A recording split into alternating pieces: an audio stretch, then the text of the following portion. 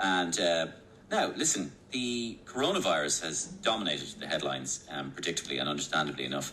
But that has kind of relegated the climate change crisis to the sidelines for the moment. But our environmental commentator and regular panellist, John Gibbons, is on the line. John recently travelled to Zambia on a climate research trip, and his findings were stark. Tell us more, John. Good afternoon, Mario. Yeah, good afternoon.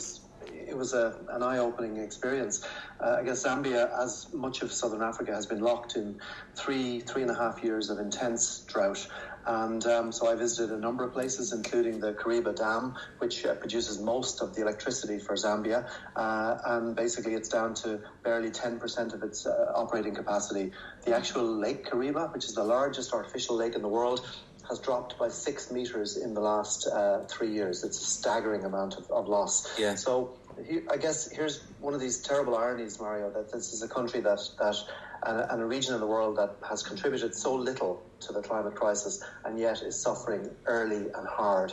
You know, you think of the kind of crisis that Irish people are currently experiencing, that we're all experiencing.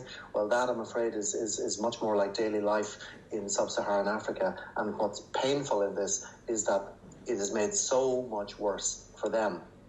They had been managing okay up until maybe 10, 15 years ago. But what's happening now is temperatures are rising.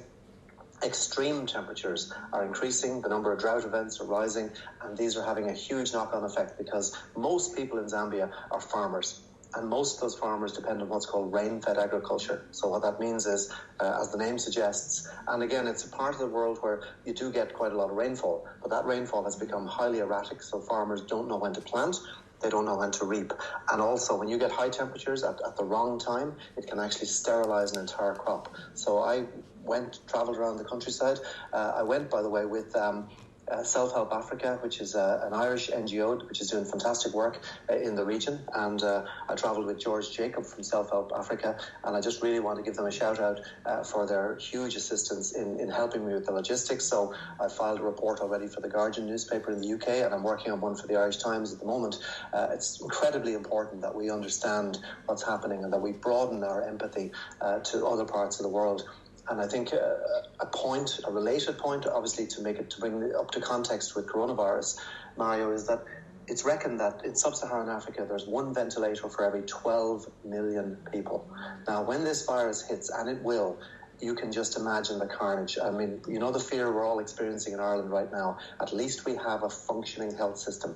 They don't even have electricity for 16 hours of the day in Zambia. So you imagine trying to ventilate people with no electricity and no ventilator. So, you know, as I say, we need to open our eyes. We need to understand that we're all in this together. And I think that was really, really my experience.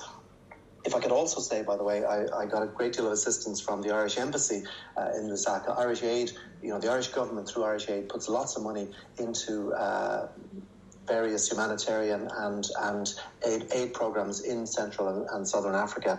And Seamus O'Grady of the Irish Embassy in Lusaka and his team, that were really helpful to me in terms of logistics of getting to meet senior officials, travelling around, because it's not an easy place to be. And I have to say, it was quite a surreal experience, Mario. I left Ireland, a normal Ireland, and came back to this crazy crisis. So in a sense, going to somewhere like sub-Saharan Africa is like a glimpse into, if you like, how the other half lives, and it's not a pretty picture.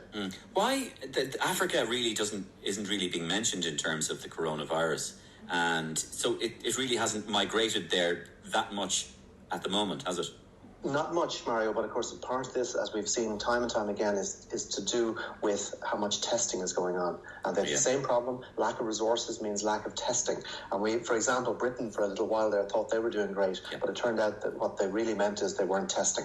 So I'm afraid this tsunami is sweeping out in all directions, and the countries and the populations that have the least resources are going to be the ones that are going to suffer the hardest. I mean, I've been listening to some of the terrific advice being given, say, for example, in how we finance people and how we keep our businesses going. I run a business, for example. I'm an employer, so I've got staff who are naturally very concerned about this, as I am. But we're a first world country. We can deal with these things. we also have to look at those who can't, and to, as I say, to open our eyes and to extend our empathy, particularly when, in the case of the climate crisis, we're driving this particular crisis. And I hope, Mario, and I don't want to sound pious, but I hope that what might emerge out of this, when we get out the other end of this crisis, is that we might get a resetting of our own values, that we need to focus on the things that matter and to move away just from consumerism, from excessive travelling. And yes, I hear people saying, but that guy went to Zambia. Well, anyway, that was my first flight in over 2 years, and it was strictly for work. So I will make that point. The essential travel is fine. What we need to do is to wean ourselves off the non-essential, high-carbon things that are burning our world down. Fair enough, John.